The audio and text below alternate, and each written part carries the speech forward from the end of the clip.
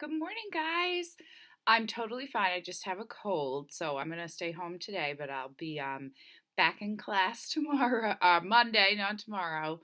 Um, so I know some of you reached out. No stress. I will meet with you on Monday and get and answer any of your questions or let you know what you can do to get a higher grade on your country research letter. I'll be meeting with each of you that I haven't met with to kind of go over some of that feedback.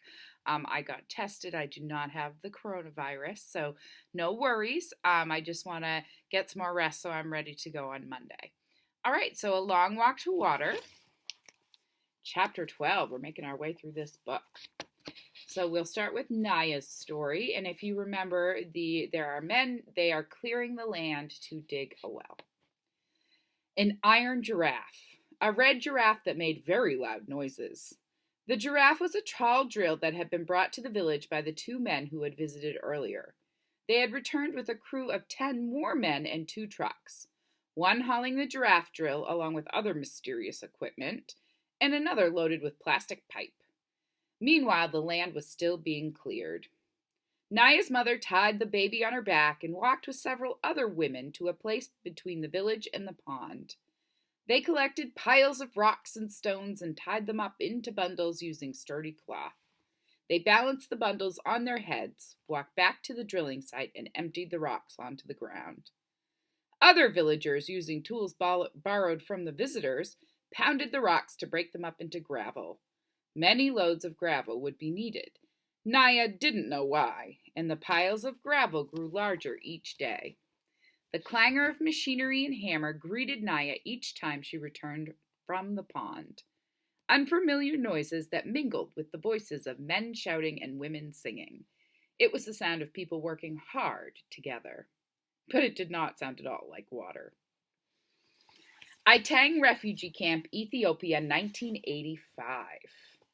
If you remember, Salva in our last reading thought he spotted his mother because he saw the orange headscarf. Mother, mother, please! Salva opened his mouth to call out again, but the words did not come. Instead, he closed his mouth, lowered his head, and turned away. The woman in the orange headscarf was not his mother. He knew this for certain, even though she was still far away and he had not seen her face. Uncle's words came back to him. The village of Lone Arik was attacked, burned. Few people survived. No one knows where they are now. In the moment before calling out to the woman a second time, Salva realized what Uncle had truly meant, something Salva had known in his heart for a long time. His family was gone. They'd been killed by bullets or bombs, starvation or sickness, it didn't matter how. What mattered was that Salva was on his own now.